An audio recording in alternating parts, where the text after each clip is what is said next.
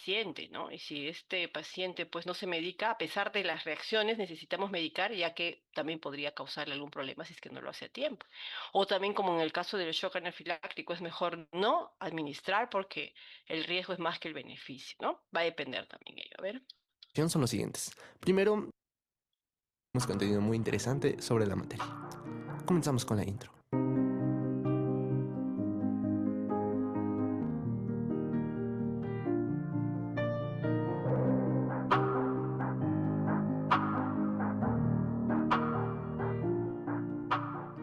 Ok, y los temas que tocaremos a continuación son los siguientes. Primero, hablaremos sobre la definición y clasificación de las reacciones de hipersensibilidad. Posteriormente, nos enfocaremos a la fisiopatogenia de los tipos de hipersensibilidad tipo 1, que son las alergias. Luego hablaremos sobre los mediadores primarios y secundarios que se involucran Profesora, y disculpe, hablaremos no sobre sé si unas soy yo, reacciones pero específicas de hipersensibilidad no sé si tipo está 1, como son la en un video, pero no anafilaxia, se la escucha. bronquial. Sí se escucha, doctora. Se escucha, profesor. Se escucha. Si se Sí se escucha, escucha. de repente tiene problemas con el internet. A ver, trate de reiniciar. Seguimos. Y finalmente, tocaremos el tema de pruebas cutáneas. Empecemos entonces. Bueno, antes que nada, recordemos que todos los temas que hemos visto anteriormente han sido enfocados a las reacciones que tiene nuestro cuerpo contra antígenos específicos, bacterias, virus, parásitos, etc. Y normalmente estas tienen que suceder. Sin embargo, las mismas reacciones inmunitarias que nos protegen contra infecciones pueden infligir mucho daño no simplemente hacia el agente patógeno, sino también hacia las células y tejidos del huésped, o sea, de nosotros. Y a esto se le llama reacciones de hipersensibilidad. Y las clasifican Hell y Combs en el siguiente esquema. Las de tipo 1 son mediadas por anticuerpos IgE y nos incluyen las alergias al polen, al polvo, perdón, a los ácaros, a reacciones de anafilaxia, por ejemplo, el asma bronquial, dermatitis atópica, entre otras, que son de las que hablaremos hoy. La hipersensibilidad tipo 2 se produce por la unión de un anticuerpo IgG o IgM a la superficie de las células del huésped, que a continuación van a ser destruidas por mecanismos mediados por el complemento. Algunos ejemplos son la anemia hemolítica, la eritroblastosis fetal. La tipo 3, en esta, los complejos se ve mediada por complejos de antígeno y anticuerpo depositados sobre las células del huésped, que van a inducir a la fijación del complemento y a una respuesta inflamatoria resultante. Algunos ejemplos de este tipo de hipersensibilidad son el lupus eritematoso o la glomerulonefritis. Finalmente, las reacciones de hipersensibilidad tipo 4 van a ser producidas por la activación inapropiada de células T, y el ejemplo más característico de este tipo de reacciones es la enfermedad de la tuberculosis. Entonces, hablemos sobre la hipersensibilidad tipo 1, la fisiopatogenia de las alergias. Estas van a ser iniciadas por una interacción de un anticuerpo tipo IgE con un antígeno multivalente, que puede ser un antígeno muy común, como por ejemplo el polvo, el polen de las plantas o hasta el epitelio de los animales, el pelo de los animales. Entre otros muchos agentes, como se los pongo aquí, el polen de vegetales específicos, alimentos como frutos secos, pescados, mariscos, huevo, fármacos como la penicilina, sulfonaminas, salicilatos, productos de los insectos, o sea, sus venenos, como el veneno de la abeja, de la avispa, de la hormiga, y algunas otras cosas como las esporas del moho, el pelo de los animales, el látex, suero extraño y hasta las vacunas. Y esto nos va a generar la tríada atópica, o sea, 3 enfermedades que caracterizan a los individuos con este tipo de hipersensibilidad. Por ejemplo, bueno, más bien, que incluyen el asma, la dermatitis atópica y la rinitis. ¿Pero a qué nos referimos con estos individuos atópicos? Bueno, los individuos sanos normalmente generan anticuerpos IgE solamente en respuesta a infecciones parasitarias. Sin embargo, estas personas que llamamos atópicas están predispuestas a generar anticuerpos tipo IgE contra antígenos ambientales comunes, que ya se los mencioné, el polvo, el polen o el pelo de los animales. Bueno, y estos tipos de reacciones de hipersensibilidad van a estar mediados o van a tener 2 pasos importantes. El primero es la sensibilización. Este incluye un primer contacto con el alérgeno. Después de esto va a suceder todo el proceso de presentación de antígenos. El linfocito B va a cambiar su forma hacia una célula plasmática secretora de IgE. Secretará este anticuerpo IgE que se unirá a los mastocitos finalmente, que también se puede unir a los basófilos y eosinófilos. Y hasta ahí va a quedar este proceso de sensibilización, no va a pasar nada más. Sin embargo, con una exposición repetida a este alérgeno, sucederá el proceso de reacción. En este momento ya se va a activar el mastocito y liberará mediadores de inflamación, proceso que se conoce como degranulación. Estos mediadores incluyen aminas vasoactivas y mediadores lipídicos que en un primer instante van a causar reacciones de hipersensibilidad inmediata, o sea, minutos después de la exposición al alérgeno. Y también van a liberar citocina, que provocarán reacciones de fase tardía, o sea, de 2 a 4 horas después de la exposición.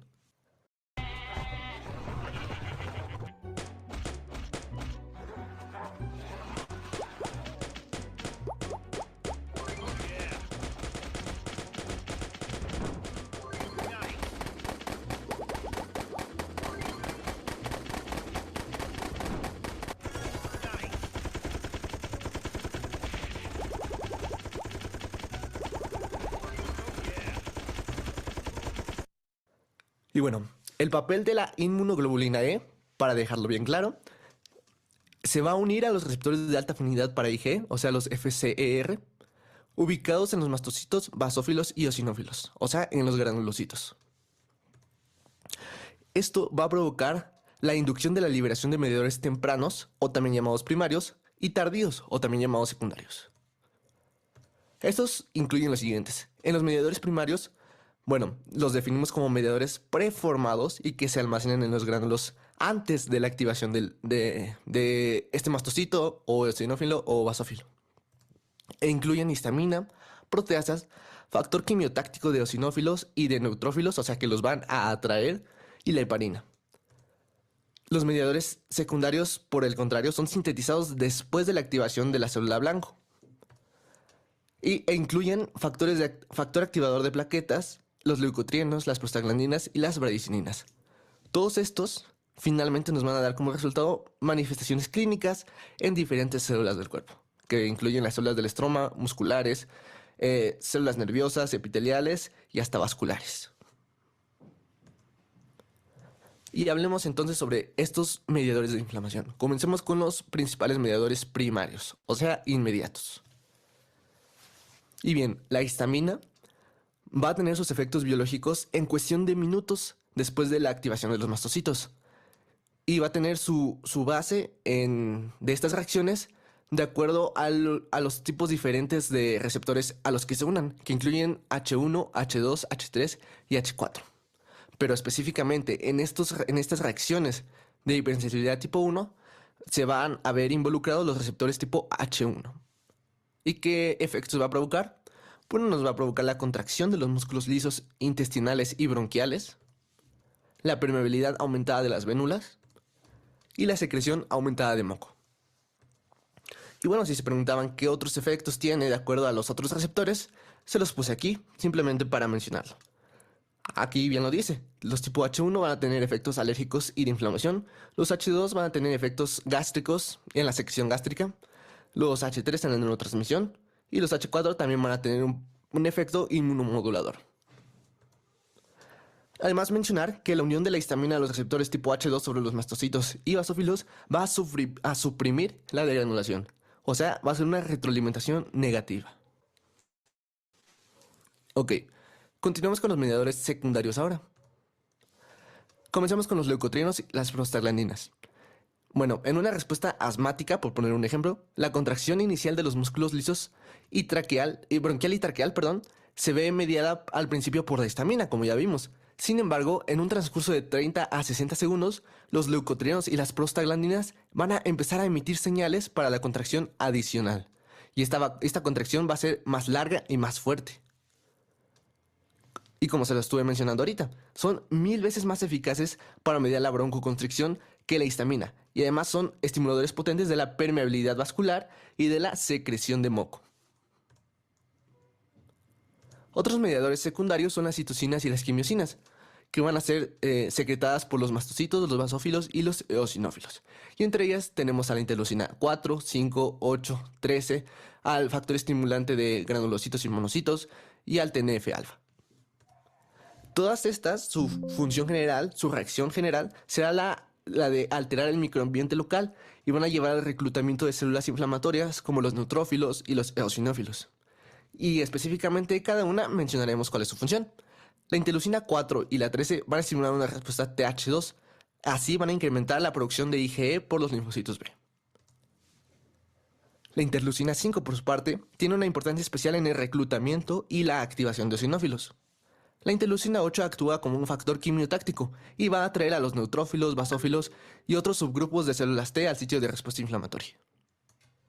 Finalmente, el factor estimulante de colonias de monocitos y granulocitos, como lo dice, estimula la producción de activación de células mieloides, entre ellas los granulocitos y los macrófagos, o sea, neutrófilos, eosinófilos, basófilos. Y bueno, ¿cuáles van a ser las manifestaciones clínicas de acuerdo a cada producto o cada mediador de la inflamación? Bueno, tenemos que el mastocito nos va a producir los diferentes tipos de mediadores. Las aminas vasoactivas como la histamina, y los mediadores lipídicos nos van a producir vasodilatación, fuga vascular, broncoconstricción y otros efectos como la hipermotilidad intestinal. Las citocinas, por su parte, nos van a provocar la inflamación, y las enzimas, como la triptasa, que no se mencionó pero también es importante, van a provocar daño tisular. Y bueno, otros tipos de mediadores que son producidos por los eosinófilos, que tampoco los mencionamos, pero les damos un papel importante aquí, como por ejemplo las proteínas catiónicas del gránulo, nos va a provocar muerte de parásitos y células del anfitrión, y las enzimas como la peroxidasa del eosinófilo nos va a provocar de igual manera daño tisular. ¿Y cómo se verá manifestado aquí clínicamente? Bueno, en un ejemplo experimental, inyectando un antígeno de forma intradérmica, nos va a provocar la activación del mastocito tisular. Esto va a provocar la liberación de todos estos mediadores y clínicamente lo veremos como esto, la formación de un abón y alrededor eritema. El abón es comúnmente conocido como roncha. Obtener una cotización de embarque se ha vuelto mucho más fácil. Su tarifa de embarque competitiva, súper rápida. Quick Quotes para máxima flexibilidad. O Quick Quotes Spot para tarifas fijas garantizadas. Mayor confiabilidad en el schedule. Con 6,000 combinaciones puerto a puerto. Agregue Live Position a su cotización y siga su contenedor a lo largo. Y bien, hablemos ahora sobre reacciones específicas de hipersensibilidad tipo 1 y comencemos con la anafilaxia. Lo vamos a definir como una reacción sistémica generalizada que ocurre minutos después de la exposición a un alérgeno. Y esto nos va a conducir a la degranulación rápida de mastocitos mediada por anticuerpos IgE, como ya lo vimos, y nos provocará los siguientes síntomas. Recuerda que es sistémica. Entonces, veremos una dificultad para respirar, disminución precipitada de la presión arterial, que nos va a llevar a un choque anafiláctico finalmente, y una contracción de los músculos lisos que conduce a defecación, micción y constricción bronquiolar. Los antígenos comunes que provocan este tipo de reacciones son el veneno de la abeja, de la avispa, del avispón y picaduras de hormiga. Y el tratamiento finalmente es la epinefrina o adrenalina. No olviden que esta reacción es sistémica y generalizada. Eso es lo que nos va a diferenciar esta reacción de hipersensibilidad tipo 1 con las siguientes. Y bien, ahora veremos reacciones de hipersensibilidad localizada a un tipo de órgano o de sistema en específico. Estas son alergias atópicas, ya les expliqué que son atópicos, que comprenden una amplia gama de trastornos mediados por IgE, como lo son la rinitis alérgica, también conocida como fiebre del heno, el asma, la dermatitis atópica y las alergias alimentarias. Y comenzamos hablando sobre la rinitis alérgica. Como les dije, también se conoce como fiebre del heno y es la más frecuente de las enfermedades alérgicas y se da como consecuencia de reacciones de hipersensibilidad tipo 1 o inmediata a alérgenos como el polen de las plantas o el ácaro del polvo doméstico. Esto nos va a provocar, estas reacciones hacia estos antígenos, nos va a provocar la liberación de histamina y heparina a partir de los mastocitos, que a continuación va a provocar vasodilatación, permeabilidad capilar aumentada y producción de exudados en ojos y vías respiratorias. Y esto nos va a conducir hacia los síntomas, que son el lagrimeo, la secreción abundante de moco, los estornudos y la tos. Y se divide en dos fases. La fase temprana, que es desde que el alérgeno se presenta por las células dendríticas hacia los linfocitos T y B, se produce la secreción de anticuerpos tipo IgE y esta se une a los basófilos y los mastocitos, provocando la liberación de histamina. Hasta ahí queda la primera fase. Y la fase tardía es cuando esta histamina actúa sobre las diferentes células que son eosinófilos, neutrófilos, basófilos y los linfocitos, y comienza a aumentar la secreción de sustancias inflamatorias. Esto provoca la secreción, el aumento de la inflamación de la mucosa, además de la secreción, y el bloqueo nasal. Posteriormente tenemos al asma bronquial. Esta se define como una enfermedad inflamatoria causada por reacciones alérgicas repetidas de fase inmediata y tardía en el pulmón. Y esto nos va a conducir hacia una tríada patológica, que es la obstrucción intermitente irreversible de la vía respiratoria, hipertrofia del músculo liso bronquial, además de una hiperreactividad de los broncoconstrictores, y finalmente una inflamación bronquial crónica de los eosinófilos. Y clínicamente lo veremos como disnea, sibilancias y tos. Y aquí tenemos su fisiopatogenia del asma. Una vez que se produce la IgE, de acuerdo a las reacciones repetidas y exposiciones repetidas al alérgeno, se va a unir al mastocito o al basófilo y va a producir todos los mediadores que ya vimos. Esto nos va a provocar una constricción bronquiolar, además de los procesos de inflamación que ya vimos. Y aquí podemos ver el efecto de los diferentes fármacos sobre las distintas etapas de la enfermedad. Por ejemplo, los anticuerpos monoclonales tipo IgE van a actuar directamente sobre la IgE, evitando su unión hacia el mastocito. Los corticosteroides evitan la producción de aminas biógenas, además de otro tipo de citocinas. El cromoglicato evita directamente la degranulación del mastocito. Los antagonistas de los leucotrienos evitan la unión de los leucotrienos hacia sus receptores. Un ejemplo de este medicamento es el montelukast. Y los agonistas beta-adrenérgicos no actúan sobre la inflamación, pero actúan sobre los efectos de esta inflamación, que son la broncoconstricción. Provocan una broncodilatación. Y bueno, existen dos tipos de asma que tienen diferentes mecanismos de acción.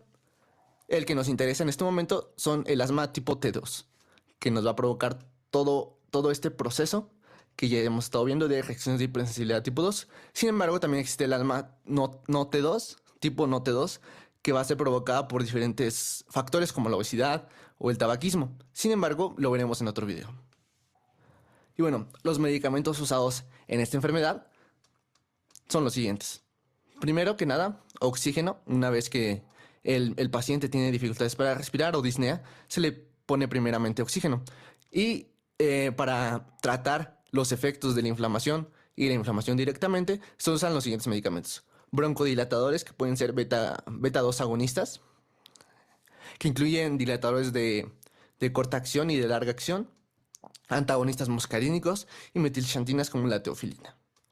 Y antagonistas antiinflamatorios que actúan directamente sobre estos efectos de la inflamación, como son los inhibidores de la degranulación, como el cromoglicato, los anticuerpos monoclonales, anti-IgE específicamente, los corticosteroides, ya sean orales o inhalados, y los modificadores de los leucotrienos, que pueden ser bloqueadores de los receptores de leucotrienos, como el montelukast, o inhibidores de la lipoxigenasa. A continuación, una pequeña comparación sobre las tres enfermedades que acabamos de ver, que son la anafilaxia, el asma y la rinitis o fiebre del heno. Y bueno, todo comienza de la misma manera. Un paciente va a ser expuesto hacia un alérgeno específico, que puede ser el polen, el pelo de animales, drogas como por ejemplo la penicilina, hasta inyecciones, aspirina, entre otras cosas. Esto nos va a provocar una respuesta en el paciente. Ya saben, presentación de antígenos, activación de linfocitos T, linfocitos B, el cambio de linfocitos B hacia células plasmáticas y todo culminará en la producción de IgE. Esta IgE se va a unir a los receptores de IgE ubicados en los mastocitos celulares. Este mastocito se hace grande, ¡pum! Y estos mastocitos van a liberar mediadores de la inflamación, proceso conocido como degranulación, no lo olviden. Estos mediadores van a actuar en diferentes sistemas del cuerpo y de acuerdo al sistema en el que actúen o si actúan de manera generalizada, van a provocar los diferentes tipos de enfermedades que ya vimos, comenzando con la anafilaxia. En la anafilaxia, los mediadores van a actuar en todo el cuerpo, de manera generalizada, en todos los sistemas. Y van a provocar los síntomas de broncoespasmo, colapso cardiovascular, rash, edema en nariz y garganta y vómito, entre otros muchos síntomas. Y el tratamiento para esta enfermedad, como ya lo mencionamos, es principalmente la epinefrina. Y también se pueden usar algunos antihistamínicos y esteroides. Por otro lado, cuando los mediadores actúan específicamente en los pulmones, en los bronquios, nos va a provocar el asma. Estos van a ser igual, son reacciones episódicas con efectos de broncoconstricción, secreción de moco y edema e inflamación. ¿Cuál va a ser el tratamiento para esta enfermedad? Como ya lo mencionamos, broncodilatadores, que pueden ser beta-2 agonistas como el salbutamol, el salmeterol, metilxantinas como la teofilina, antagonistas muscarínicos como el bromuro de ipatropio y antagonistas de los receptores de leucotrienos como el montelukast. El cromoglicato, que va a inhibir directamente la degranulación de los mastocitos, y los corticosteroides, que inhiben la formación de mediadores de inflamación, que pueden ser inhalados como el budesonide o orales, como la prednisolona. Olvida todo lo que sabías sobre los juegos de guerra. El juego de acción a gran escala War Thunder te traerá una tormenta de experiencia. Finalmente, el otro tipo de reacción de hipersensibilidad localizada que les mencioné es las alergias alimentarias. Estas van a ser reacciones de hipersensibilidad tipo 1 hacia alimentos ingeridos que van a conducir a la liberación de mediadores de los mastocitos en la mucosa y submucosa intestinal del tubo digestivo, que incluye hasta la orofaringe. ¿Y qué alimentos son los más frecuentes que pueden provocarla? Bueno, algunos como cacahuates, mariscos, leche de vaca, huevo y hasta frutos secos. ¿Y cuáles son las manifestaciones clínicas que vamos a ver? Primeramente el prurito, o sea la comezón, edema tisular, aumento del peristaltismo, aumento de la secreción epitelial de líquido, síntomas asociados a tumefacción de orofaringe, vómitos y diarrea. Y aquí lo vemos bien representativo. Ronchas, urticaria, eczema, sibilancias. Pero estos tipos de reacciones de hipersensibilidad no solamente son por individuos atópicos, sino que los antioxidantes reducidos en la dieta, el consumo alterado de grasas y el suministro excesivo o por el contrario insuficiente de vitamina D también puede sesgar a que un individuo produzca respuestas en dirección de generación TH2. Y bueno, para finalizar este video hablaremos sobre las pruebas cutáneas, o también conocidas como test de Prick.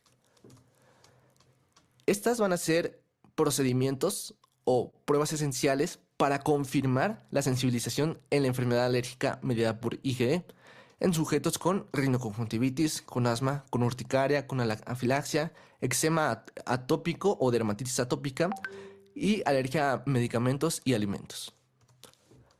¿Cuáles son las indicaciones? Bueno, estas pruebas se van a hacer cuando se sospecha de una alergia, o sea, una hipersensibilidad tipo 1, según el historial médico y los síntomas clínicos. Y van a poder identificar sensibilidad hacia alérgenos inhalados, alimentarios, farmacológicos o hasta ocupacionales. ¿Y cuál va a ser el método? Bueno, primero que nada tenemos que marcar la ubicación de cada alérgeno en el antebrazo con una pluma. Lo marcamos primero con una plumita. Y bueno, es importante aclarar que las pruebas deben aplicarse 2 a 3 centímetros de la muñeca, con esta separación, y de la fosa antecubital, que no se puede ver aquí. Además de que la espalda también puede utilizarse, especialmente en los bebés, en los que tienen su antebrazo muy pequeño. La distancia entre dos pruebas cutáneas, esta distancia, por punción debe ser mayor o igual a 2 centímetros. Esto es fundamental para evitar las reacciones falsas positivas, debido a la contaminación directa de una prueba cercana con otra. Y bueno, finalmente se debe colocar una gota de cada solución de prueba sobre la piel, o sea, una gota del antígeno que queremos evaluar, además de 2 controles. Ahorita vemos qué controles son. Esto debe ser en idéntico orden para cada sujeto sometido a la prueba, y después se debe pinchar inmediatamente con este aparatito. Bueno, ¿cómo es la interpretación? Bueno, vamos a leer las pruebas entre 15 y 20 minutos después de la aplicación, comenzando con los controles. El control positivo, o sea, una prueba que siempre va a salir positiva, va a ser al colocar dicloruro de histamina. esta prueba siempre tiene que salir positiva. Este puntito siempre tiene que salir positivo. Y el control negativo es un puntito, una prueba que siempre va a salir negativa. Y va a ser colocando cloruro de sodio. Y bien, vamos a medir el diámetro ya después de evaluar el control positivo y negativo y ver que la prueba sí se hizo correctamente. Vamos a medir el diámetro del más grande de cada abón, o sea, de cada roncha. Y va a ser positivo en los abones mayores o igual a 3 milímetros. Como por ejemplo aquí, aquí, aquí. Aquí se considera positivo. Y aquí está negativa. Este es el control que les digo. Cuando se le pone cloruro de sodio, siempre va a salir negativo. Y bueno, utilizamos una valoración según Norman con diferentes grados que van desde 0 y después utilizamos cruces. Y aquí también, de acuerdo al tamaño del eritema y de la pápula. El eritema es directamente el abón, la ronchita, y la pápula es la mancha roja que se ve alrededor. Y bueno, ¿qué significa esto? Cuando se introducen los alérgenos relevantes en la piel, o sea, las gotitas que colocamos y una vez que funcionamos, los mastocitos se van a degranular y van a liberar histamina, como ya lo vimos en los procesos anteriores de este video, además de otros mediadores. Esto va a producir la respuesta de ronchas y erupciones que se pueden cuantificar, que son estas. Y con esto podemos decir que un individuo tiene alergia a cierto antígeno, a cierto agente. Y bien, eso fue todo por el video de hoy. Muchas gracias por verlo. Espero que les haya gustado y que hayan aprendido mucho. Si les gustó, denle like y no olviden suscribirse. Además, pueden seguirnos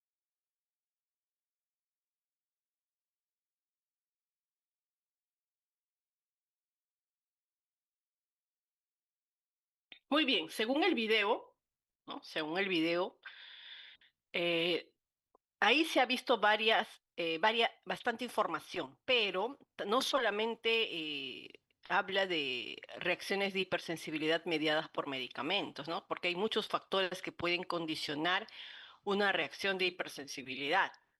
En este caso, me gustaría que ustedes me comenten, ¿no? ¿Qué factores más podrían mediar estas reacciones de hipersensibilidad?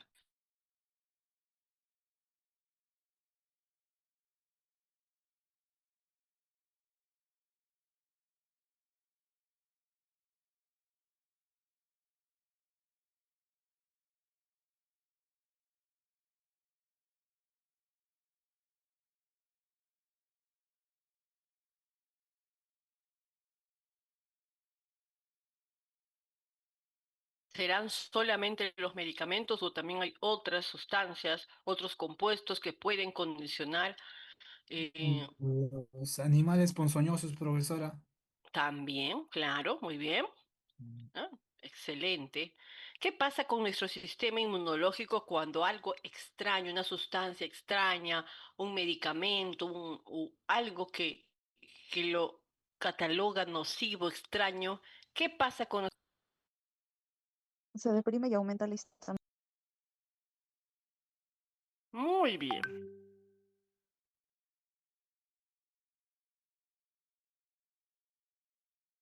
Exacto. ¿No? Entonces, pero nosotros, como sabemos, siempre vamos a estar expuestos a noxas, a sustancias extrañas, ajenas, pero ni siquiera a veces lo sentimos. Por ejemplo, ingresa un pequeño polvillo o, o de repente la pelusa de un animalito por las vías respiratorias o de repente tomamos un medicamento, ¿no? Que es algo extraño también para el organismo. El uso de las telas también. Ah, también, ¿no? Entonces, ¿qué va a pasar? Ni siquiera sentimos, pero nuestro sistema inmunológico, es más, podemos incluso comer con las manos sucias, podemos comer algo contaminado y ni siquiera nos afecta, porque nuestro sistema inmunológico se encargó ¿de qué? De eso, ¿no? No te preocupes, yo estoy aquí atento, activo a cualquier circunstancia ajena, dañina y te cuido, ¿no? Pero a veces hay personas que tienen cierta condición donde esta respuesta por parte del sistema inmunológico es exacerbada, es exagerada, ¿no? Entonces, ¿qué hace? Lanza una bomba cuando solamente tenía que coger al individuo, ponerle un par de esposas y llevarlo a la comisaría. Pero ¿qué hace? ¿Qué hace este sistema inmunológico con nosotros? Lanza una bomba, una dinamita, y no solamente daña o agrede a la gente externa que ha ingresado, sino a nosotros mismos. Y ahí se presentan pues los shock anafilácticos, ¿no? Que son una respuesta exacerbada del sistema inmunológico, donde también en este caso el paciente también sale afectado. ¿No? También podría ser yéndonos a algo exagerado, ¿no? Algo muy fuerte. O también de repente un simple prurito, enrojecimiento, un rash y ya. Entonces nosotros hoy ya tenemos que tener la capacidad de conocer e identificar las reacciones de hipersensibilidad y el proceso inmunológico que esto va a implicar, ¿no? A ver, ¿qué entienden aquí en esta imagen? ¿Quién me puede explicar qué entiende de esta imagen?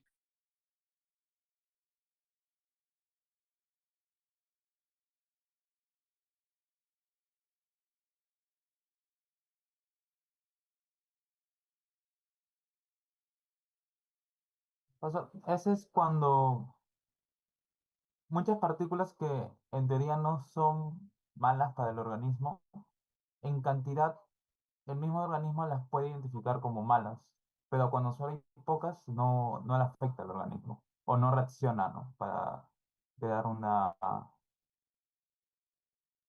no sé, una solución. ¿Cómo dices? No te entendí muy bien. ¿Nuevamente podrías repetir? En la primera, en la primera imagen se puede ver cómo partículas inofensivas, al ser pocas, el sistema inmunológico no actúa. Pero si esas Ujú. mismas partículas están en más cantidad, el sistema inmunológico sí puede detectarlas como una amenaza. Claro, ¿no? Ahí se empieza a activar. Porque pues, también pues, hay momentos en que el sistema inmunológico no está actuando muy bien. Y hay ciertas circunstancias donde el sistema inmunológico pues, se activa. Ahí viene la activación del sistema inmunológico a través de partículas inocuas. A pesar de ser inocuas, el sistema inmunológico pues está alerta, ¿no? Entonces, ahora, en la siguiente diapositiva, según el desarrollo del tema, activación normal debe ser proporcional al estímulo, como les dije. Cuando la respuesta es exagerada, exacerbada, ahí es donde sucede el problema. Pero si es que el estímulo y la respuesta es equivalente, es proporcional, no hay ningún problema. Puede ser muy fuerte, muy exacerbado el problema, la activación, o también puede ser de que el problema es serio y el sistema inmunológico no. Es muy tenue, muy simple, de repente los pacientes inmunocomprometidos, pues, ¿no? Y también, como vemos acá, en la primera imagen A, la activación frente a la respuesta tiene que ser igual, 4-4. Pero si un paciente está inmunocomprometido, inmunodeprimido, ¿ves? Ingresan de repente varios patógenos y el sistema inmunológico no se activa de la manera correcta, ¿no? Y también puede ser que hay patógenos, pero esta respuesta va a ser muy exacerbada, extremadamente exagerada, y ahí viene lo que es las reacciones de hipersensibilidad. Entonces, ¿cómo ocurren? ¿Qué pasa en este tipo de respuestas inmunes excesivas, ¿no? Justamente sucede después del contacto con partículas o estímulos, obviamente que son los que van a desencadenar estas señales que son de peligro, ¿no? Que van a activar de una forma pues inapropiada, una forma excesiva, exagerada, a uno o más mecanismos inmunológicos en nuestro organismo. Entonces, esto también va a causar daño tisular. Por ejemplo, las respuestas inmunitarias adaptativas en ocasiones son desencadenadas por antígenos, ¿no? No relacionadas con agentes infecciosos, obviamente. Y esto puede ocasionar enfermedades graves. Los antígenos, ¿qué son los antígenos? A ver cómo pueden definir a un antígeno.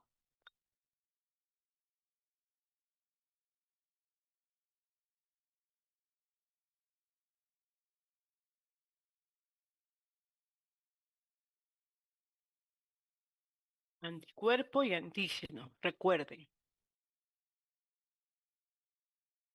Antígenos son las sustancias, los alergenos, ¿no? Que van a ingresar a nuestro cuerpo.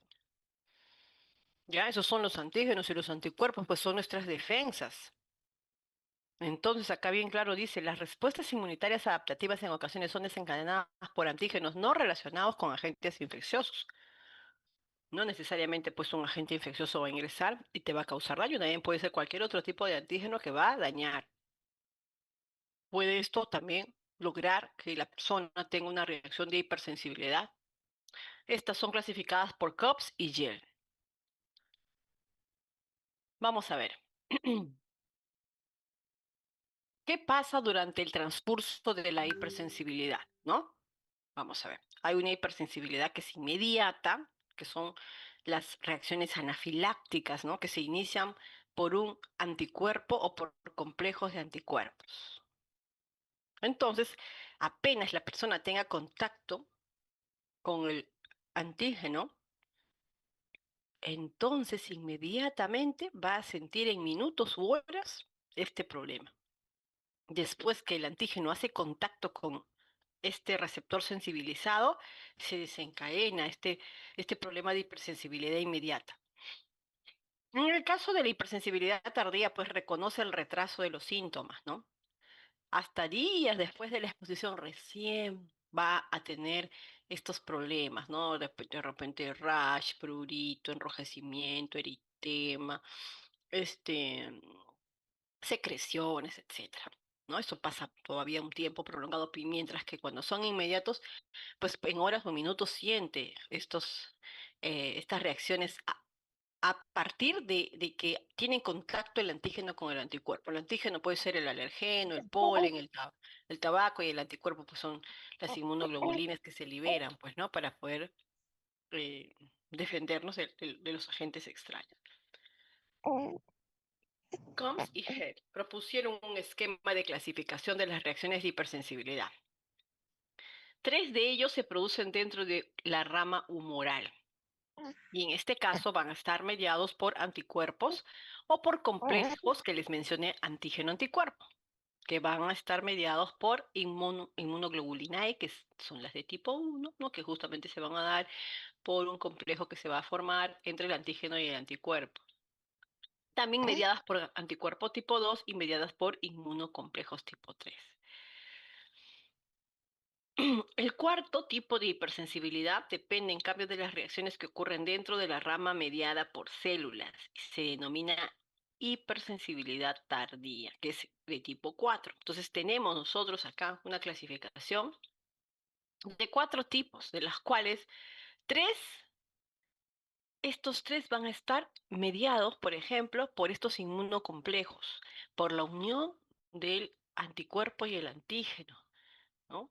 Y sabemos muy bien que pueden ser por medio o mediados por inmunoglobulina E o por también el mismo anticuerpo o inmunocomplejos, que se van a formar mediante la unión de este agente o este alergeno con el anticuerpo. Y el cuarto ya se va a presentar de manera tardía los signos, o en este caso los síntomas, que se van a, en este caso, presentar o se van a demostrar de repente incluso en varias semanas, ¿no? Si es que el paciente también sigue teniendo el contacto prolongado con el alergeno. Acá tenemos que explicar mucho mejor cada uno de ellos, ¿no? Los que son mediados por la inmunoglobulina E, acá tenemos las alergias, el alergeno promueve pues una reacción humoral del anticuerpo, ingresa el alergeno y el anticuerpo pues en este caso se libera gran cantidad de inmunoglobulina E para formar complejos, ¿no?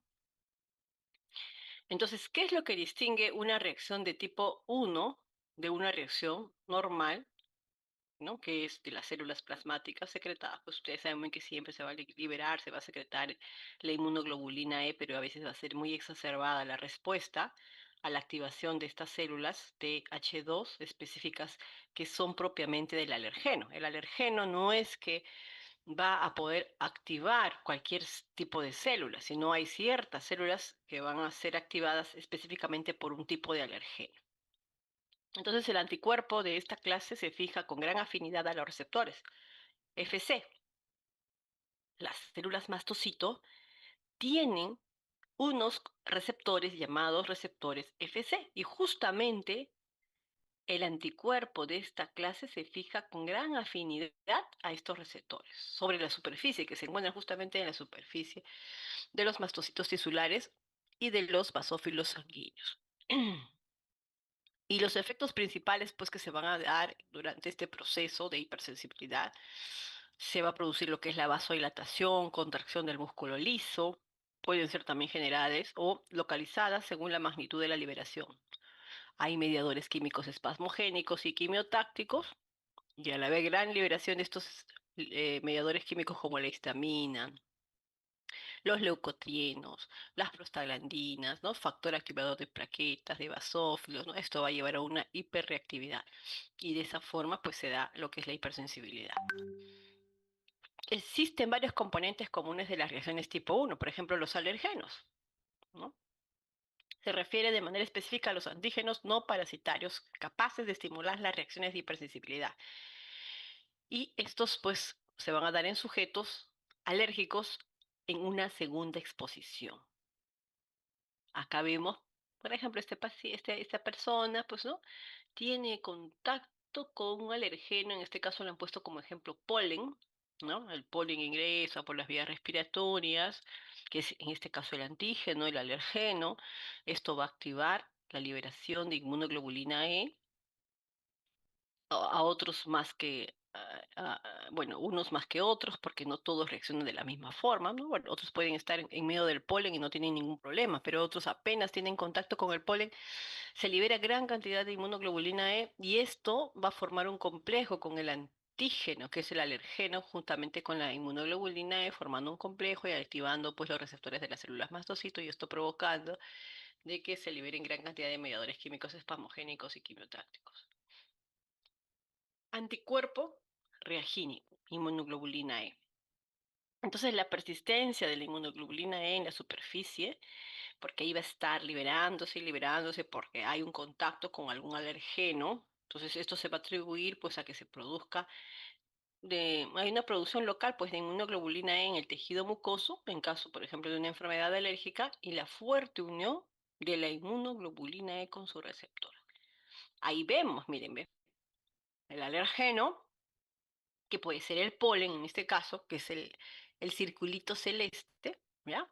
La inmunoglobulina E, que es como una especie de Y, que pueden observar ahí, ¿ve? Se une el alergeno con la inmunoglobulina E formando un complejo y estos complejos son capaces ¿de qué? De activar los receptores de las células mastocito y esto hace de que se libere este mediador químico denominado histamina, ¿no? ¿Y qué es lo que produce la histamina?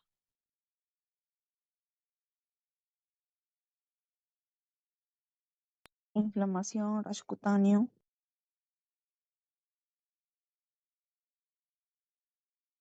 alergias. Receptores H1, H2. Muy bien, ¿no?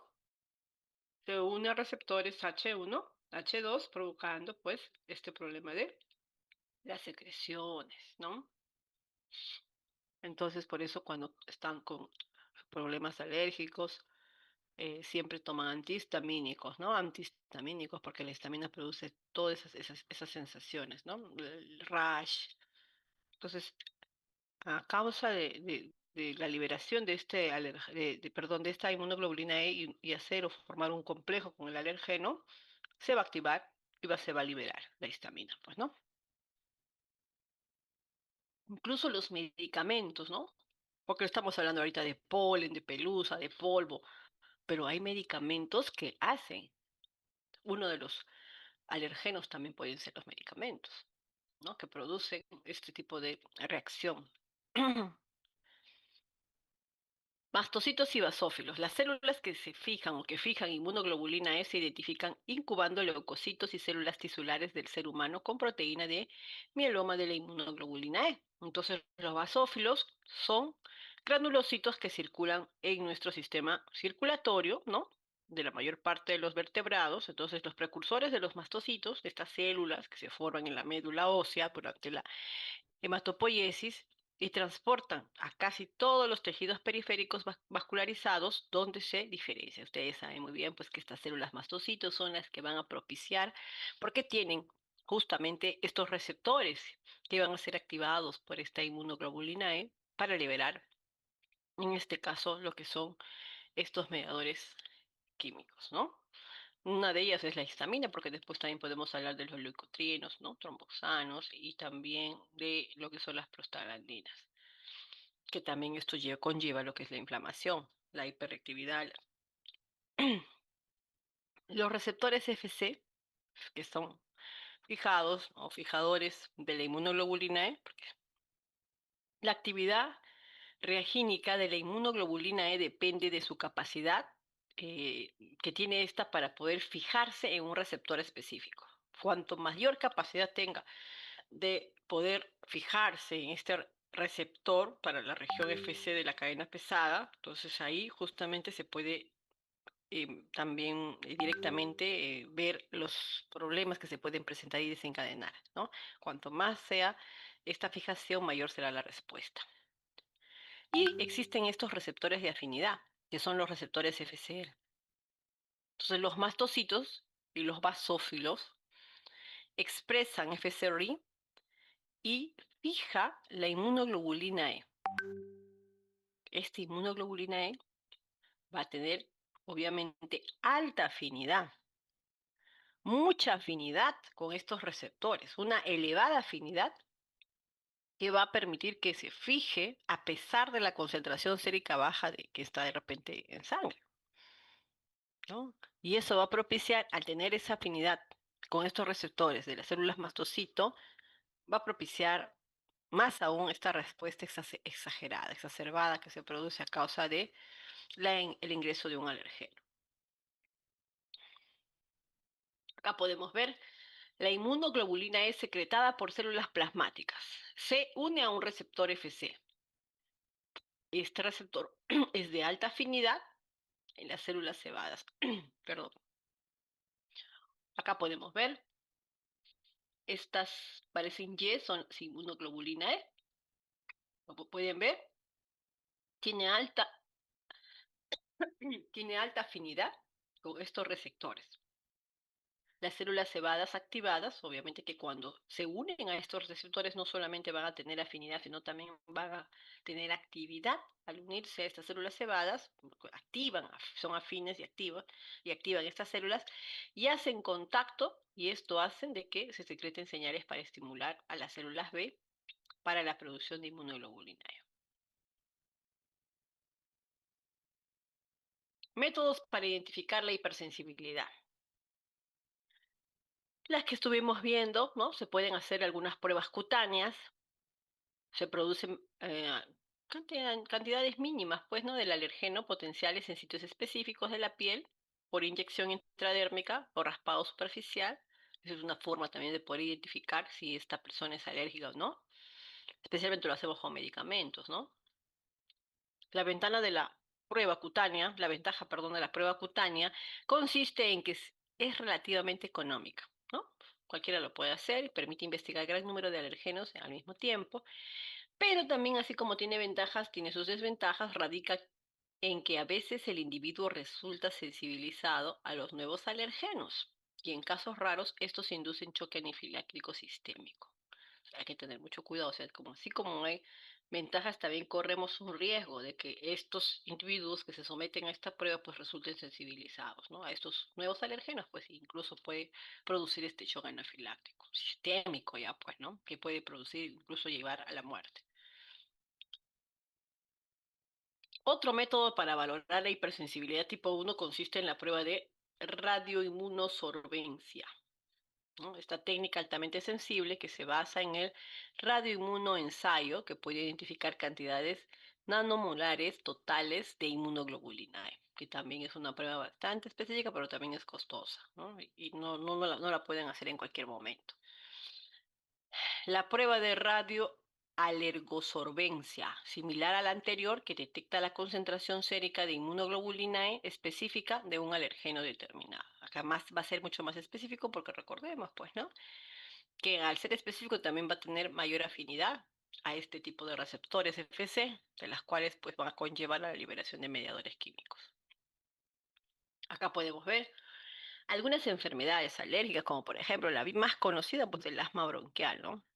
El asma extrínseco, que se puede producir por fármacos, por polen, por la pelusa del gato, del perro, o quizás también por el tabaco, ¿no? Entonces acá vienen las alergias, el asma, el shock anafiláctico, la fiebre de heno, pues que tiene tratamiento para mitigar esos signos y síntomas que se van a desencadenar cuando hay esas reacciones de hipersensibilidad. Mecanismo general subyacente de una reacción de hipersensibilidad, de forma general. Si nosotros nos exponemos a un alergeno, en aquí pues se va a activar las células, que esto van a estimular las células beta para que se formen células plasmáticas secretoras, en este caso de la inmunoglobulina E, ¿no? Ahora estas moléculas de inmunoglobulina E secretadas de tipo, recuerden, estas se van a fijar porque hay receptores que son afines a estas inmunoglobulinas, estos receptores que se encuentran justamente en las células mastocitos que se llaman receptores FC, ¿no? Que se encuentran sobre los mastocitos y los basófilos sanguíneos. Entonces, ¿qué va a demostrar o qué va a pasar acá?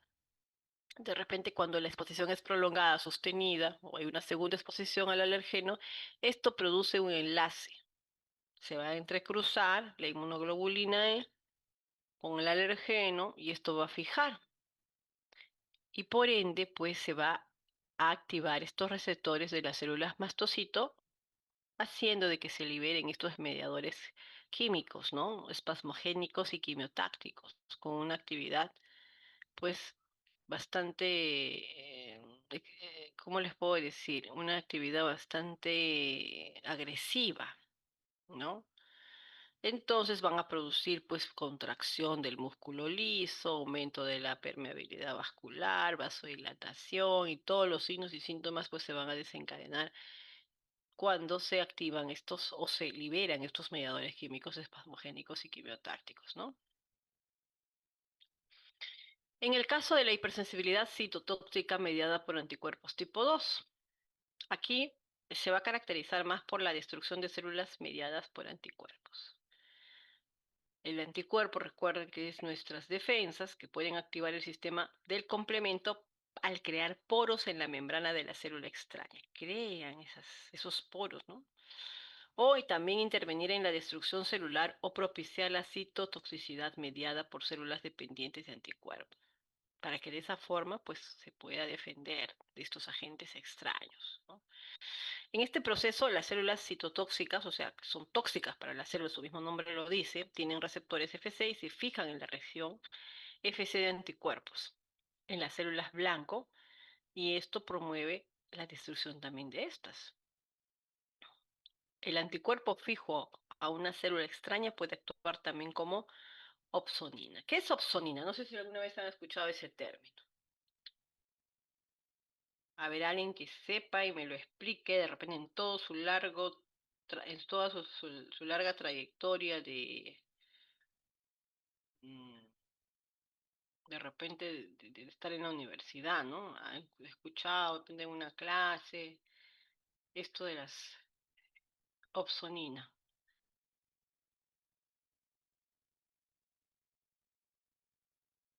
¿Están en clase o se han ido ya?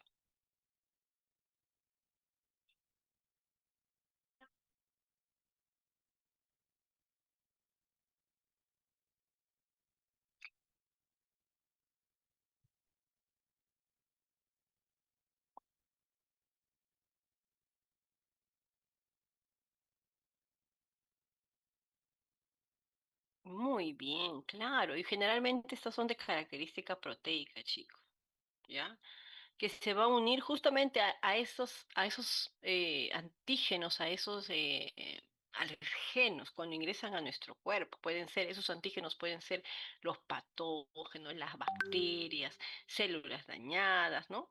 Entonces justamente dice, ah, ya, esta molécula, que generalmente es una proteína, se va a unir a estos alergenos. ¿Con qué fin?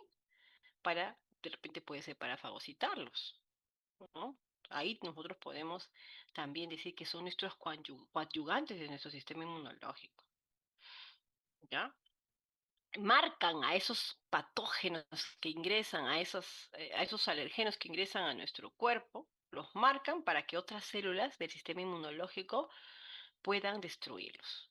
O sea, son coadyuvantes. Ah, si tú eres mi amigo, yo te voy a ayudar, yo voy a detectar quién es el malo. Acá ingresa, los marca, los marca, los marca, los marca. Y entonces el sistema inmunológico viene y dice, ah, ya tú estás marcado, entonces te destruyo, ¿ya? O también puede marcar las células moribundas, las células viejas, ¿no? Las células infectadas, las células tumorales también, para que de esa forma nuestro cuerpo pueda regenerar, pueda defenderse. Se llama nuestro sistema de defensa, por eso se llama, ¿no? También, ¿cómo puede actuar esto de la opsonina?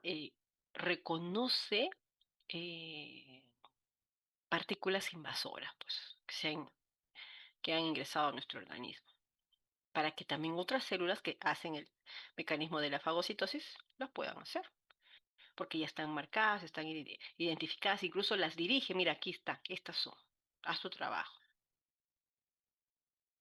¿No? Entonces permite que las células fagocíticas se fijen a la célula cubierta con anticuerpo y de esa forma fagocitarla, ¿no? Son coadyuvantes de naturaleza proteica. Aquí tenemos, por ejemplo, enfermedad hemolítica del neonato, pénfigo, púrpura trombomiosina. Han escuchado seguramente este tipo de patologías cuando llevaron el curso de patología, de repente en los primeros ciclos.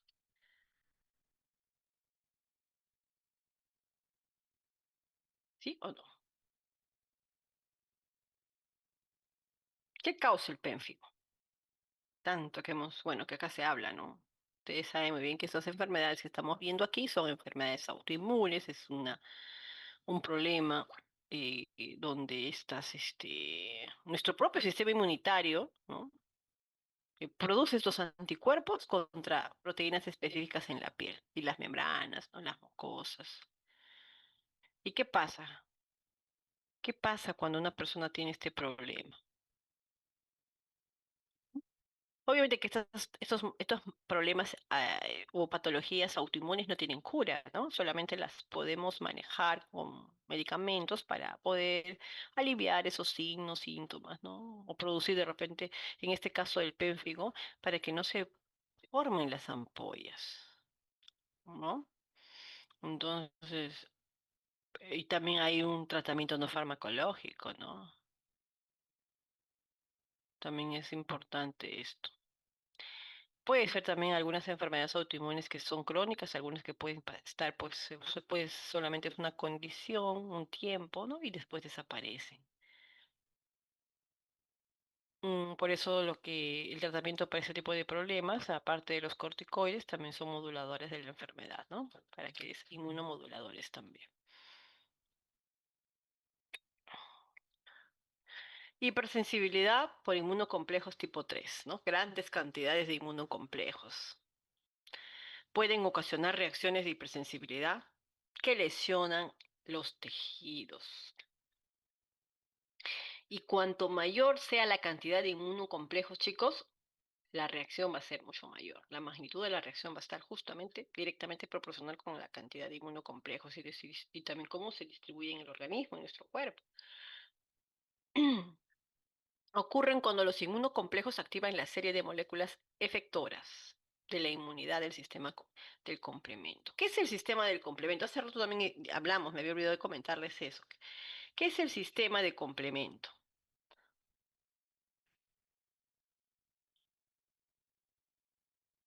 También, obviamente, que son pues de naturaleza proteica, pero ¿Qué hacen en el cuerpo? ¿Para qué sirven este sistema de complementos? ¿Qué función tienen? Obviamente que si hablamos del sistema inmunológico, este sistema de complementos también es un mecanismo de defensa, pues. Y este sistema de defensa tiene la función de poder destruir todo lo patógeno que ingresa a nuestra circulación. ¿Y en qué casos o cuándo se activan? Por ejemplo, cuando un antígeno ingresa y el anticuerpo se une a este antígeno y forman un complejo antígeno-anticuerpo. Entonces, inmediatamente estos, eh, eh, estos, ¿qué les estaba mencionando? Este sistema de complemento se activa, identifica, dice, ah, ya, ha habido un complejo entre un anticuerpo y un antígeno, entonces yo me voy a activar. Se activa y ahí es donde inicia justamente esta ayuda, ¿no? Porque queremos de repente destruir algún agente extraño que ha ingresado. De esa forma es como nos defiende este sistema de complemento, ¿no? Complementa la acción del sistema inmunológico más aún. Muy bien, ¿qué más? La unión de los inmunocomplejos o a receptores del complemento, porque pueden ser y la IFC en los leucocitos, ¿no? Conducen a la activación y esto se produce o produce lo que es inflamación. Gran parte de la lesión tisular de las reacciones tipo 3 se deben a la liberación de enzimas líticas, ¿no? Líticas porque estas enzimas hacen que se rompa, se dañen el tejido, por eso hay lesión tisular, ¿no? Enzimas líticas por los neutrófilos mientras intentan fagocitar los inmunocomplejos. Estos inmunocomplejos, porque van a ser los que van a activar, ¿no? Entonces, qué importante es conocer bien este tipo de reacciones de hipersensibilidad que se van a dar de diferente forma, ¿no? En este caso, porque se forma gran cantidad de inmunocomplejos, ¿no? Y esto va a ser proporcional también a la actividad que se va a desencadenar del sistema inmunológico. Enfermedad del suero, la artritis reumatoide, que es una enfermedad autoinmune, lupus eritematoso sistémico, que es bastante fatal para las personas que tienen este problema, y también la reacción de Artus. Ustedes nos habrán escuchado ya estas enfermedades en lo que es el curso de fisiopatología o patología, ¿verdad? Por ejemplo, a ver, aquí el lupus.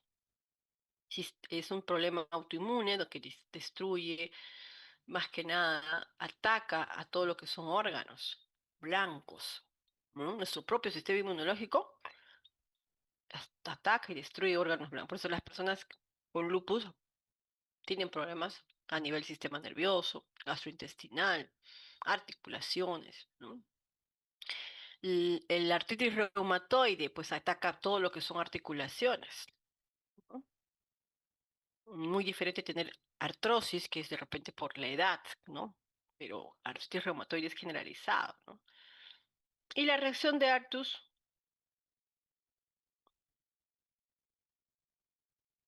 ¿has escuchado alguna vez esa reacción? Surge, por ejemplo, como consecuencia del depósito de inmunocomplejos, ¿no? Entonces ahí lo que va a originar estos inmunocomplejos en esa zona es lo que es la vasculitis con necrosis, en lo que corresponde a la pared vascular con la consecuencia, pues esto va a traer hemorragias o también llamada necrosis hemorrágica, ¿no? Y la enfermedad del suero,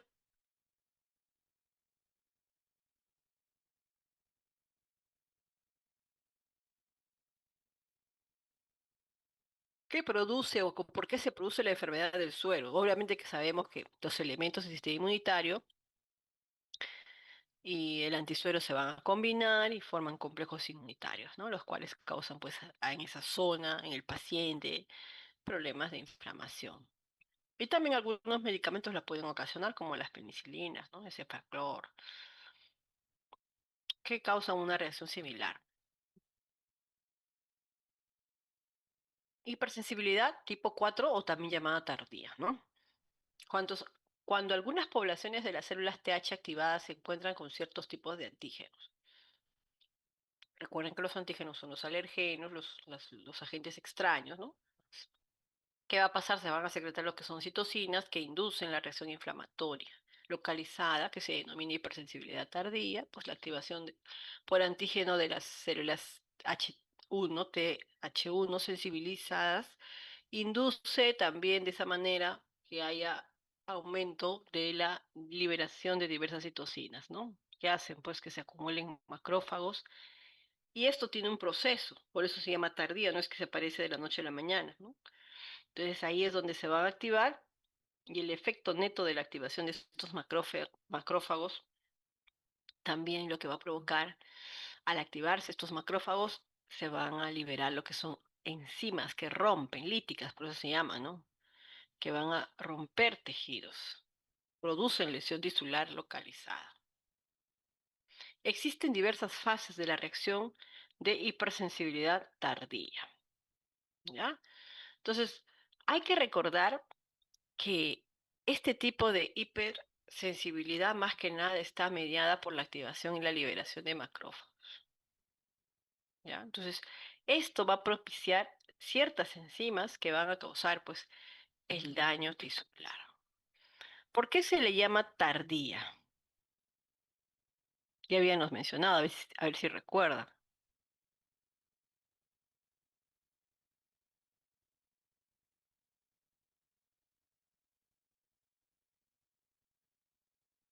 ¿Mm?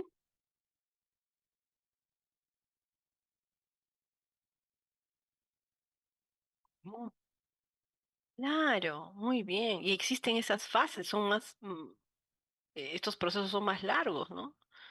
Por ejemplo, hay una fase que se denomina la fase de sensibilización, que todavía esto puede ocurrir entre 10 a 14 días, ¿no? Ahí justamente va a tener que tallar lo que son algunas células, ¿no? Que van a presentarse y van a unirse a ciertos antígenos y ahí se van a activar.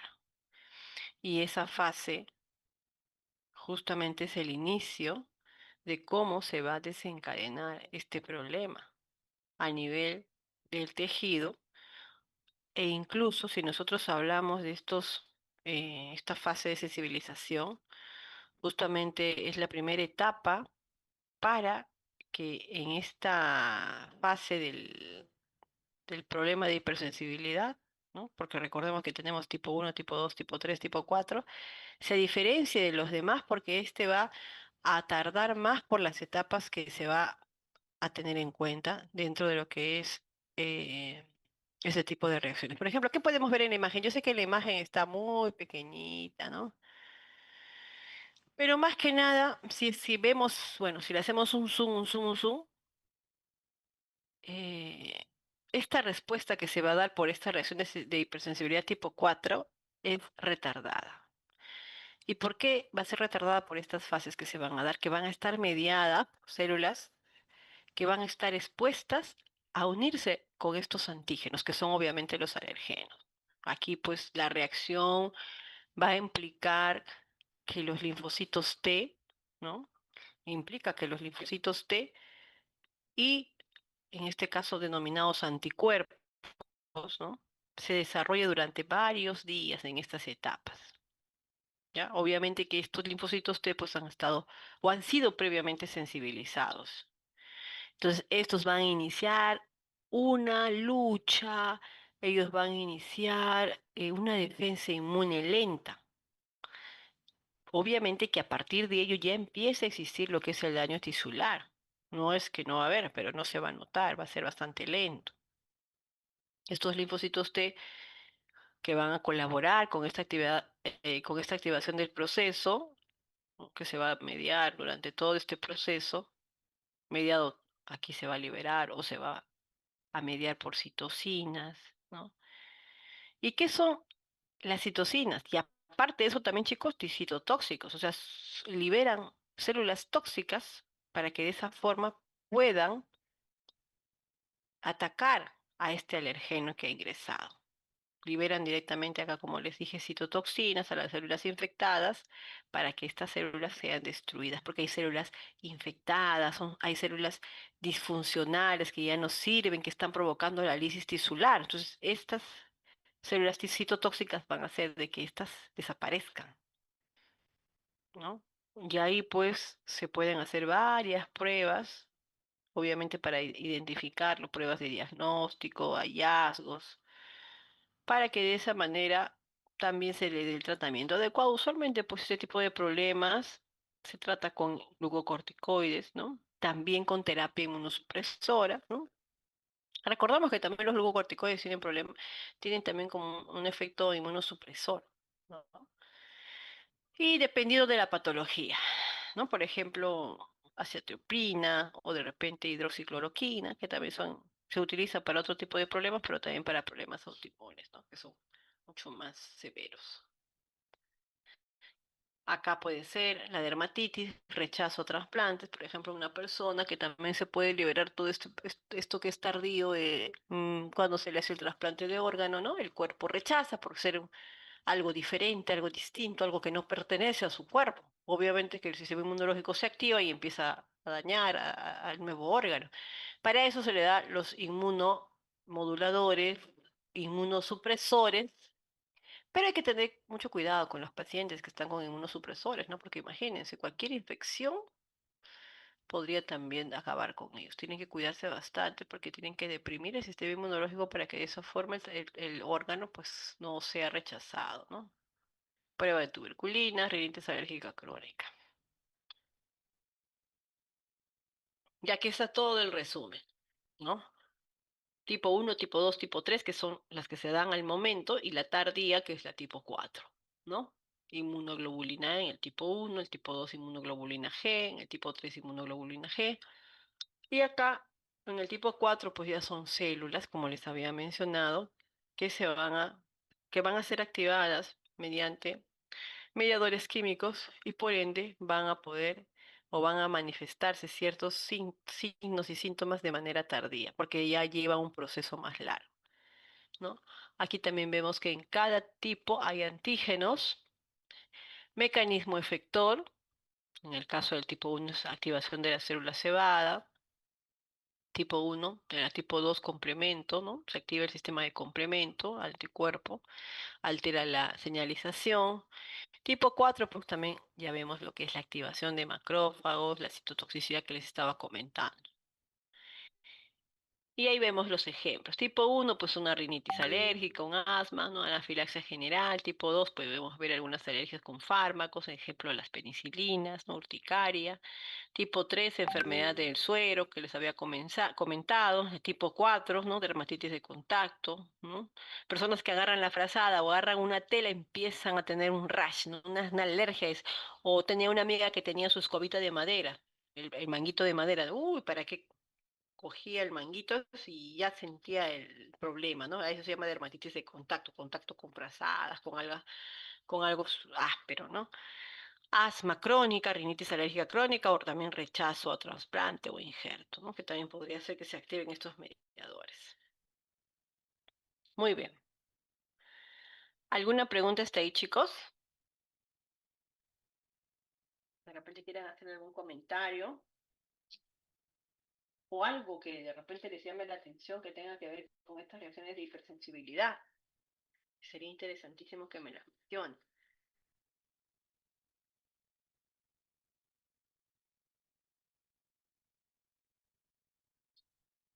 Ya, les voy a dar un break para empezar. La delegada me podría comentar si es que hay algún trabajo pendiente o todo se ha terminado de presentar.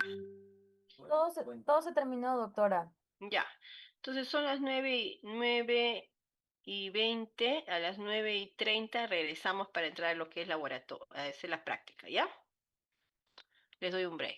De 15 minutos mejor para que de repente tomen un lunch, algo, ¿ya? Y luego seguimos.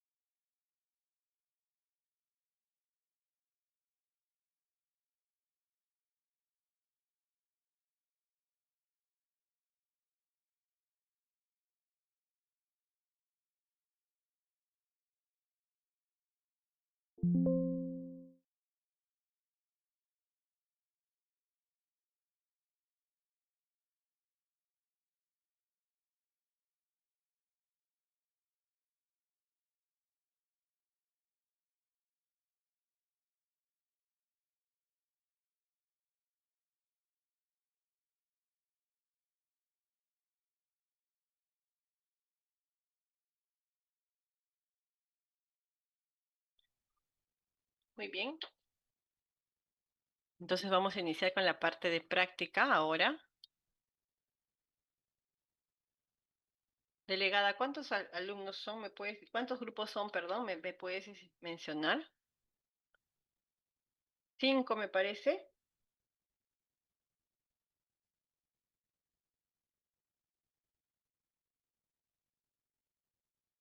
Cinco, doctora. Ya, muy bien. Entonces, hoy día en la clase hemos visto varios problemas que se presentan o patologías que se pueden dar o estar mediadas por reacciones de hipersensibilidad, ¿no? Entonces, cada grupo va a elegir una patología y va a hablar acerca de su tratamiento, ¿ya? Por ejemplo, lupus, el esquema de tratamiento, cuáles son los signos y síntomas y la fisiopatología, cómo es que se desencadena ese problema. Otros pueden de repente tomar lo que es asma, otro artritis reumatoide, ¿no? Y así. Cada uno elige, pero no sé si ustedes tienen un chat grupal de WhatsApp. Entonces lo que tienen que hacer es registrar su patología ahí para que no se duplique antes de que alguien bueno, pueda adelantárseles, ¿no? Entonces no pueden hacer la misma patología dos grupos, no pueden coincidir. Entonces sería bueno que se vayan registrando con la delegada el problema de salud que es mediado por hipersensibilidad que ustedes van a tocar el día de hoy de forma grupal y ya así de esa manera no se pueda repetir. ¿Me dejo entender?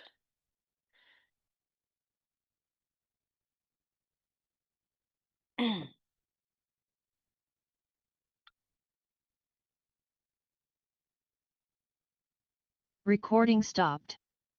Ya, a ver, entonces, por favor, coordina eso, delegada, para que no tenga ningún inconveniente, por favor.